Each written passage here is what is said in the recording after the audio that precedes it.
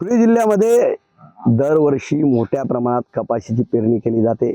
यंदा धुळे जिल्ह्यामध्ये जे खरीपाचं नियोजन आहे ते 3.5 लाख हेक्टरवर आहे। त्यापैकी आपण जर बघितलं तर 2,70,000च्या पुढे या ठिकाणी कपाशीची पेरणी झालेली आहे। मात्र पावसाचा सतत पडणारा जो काही या ठिकाणी खंड आहे त्यामुळे शेतकऱ्यांची पिकं ही धोक्यात आलेली आहे। आपण ज्या शेतात आलेलो आहोत या शेतातली ही जर कपाशी आपण बघितली तर या ठिकाणी मोठ्या प्रमाणामध्ये या पिकाची वाढ झालेली गरज होती। मात्र या ठिकाणी ही वाढ खुंटलेली आहे।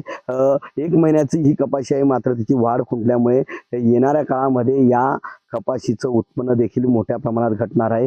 धुळे जिल्ह्यामध्ये मोठ्या प्रमाणात कपाशी उत्पादक शेतकरी आहेत। या ठिकाणी कपाशीचं उत्पादन करून मोठ्या प्रमाणात शेतकऱ्यांचा आर्थिक फायदा देखील होत असतो।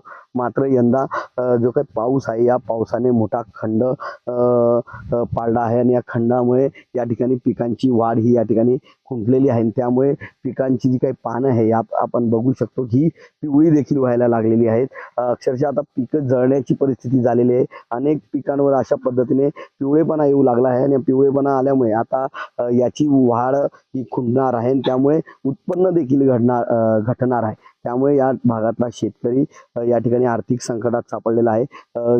हा जो कपाशीचं पीक आहे हे 6 महिन्याचं पीक आहे, मात्र आता 1.5 ते पावणे 2 महिने उलटून गेलेले आहे। त्यामुळे यानंतरची पेरली जाणारी जी काही कपाशी आहे ती देखील पूर्ण होऊन या ठिकाणी उत्पन्न येणार नाही। त्यामुळे दोन्ही बाजूने शेतकऱ्यांची या ठिकाणी आर्थिक नुकसान होण्याची संभावना निर्माण झालेली आहे। वाढ खुंटल्यामुळे या ठिकाणी शेतकरी संकटात सापडला आहे आणि त्यामुळे आता येणाऱ्या काळामध्ये याचं उत्पन्न देखील घटणार आहे। त्यामुळे या भागातला शेतकरी मोठ्या आर्थिक अडचणीत सापडणार आहे। मनीष माथोळे, TV9 मराठी, धुळे। काय नेमकी परिस्थिती आहे पावसाअभावी? धुळे जिल्ह्यामध्ये पावसाच्या सुरुवातीपासूनच पावसाचे प्रचंड मोठ्या प्रमाणात खंड पडत आहे आणि त्या खंडांमध्ये अशाही परिस्थितीमध्ये शेतकऱ्यांनी कापसाची लागवड केली, पण मागील 1 महिन्यापासून लागवड केल्यानंतर ही कापसाचे 10-10, 15-15 दिवसाचे मोठे खंड असल्यामुळे कापूस हा फक्त 10 दिवसाचा, 15 दिवसाची त्याची वाढ झालेली आहे।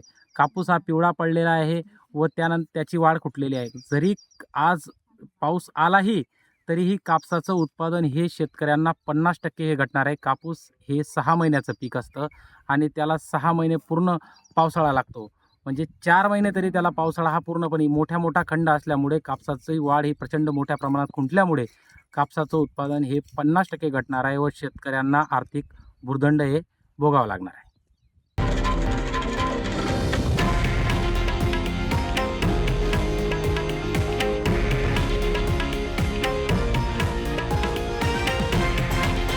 हे आहे देशातील नंबर 1 न्यूज नेटवर्क आणि आपण पाहत आहात TV9 मराठी, एकमेव।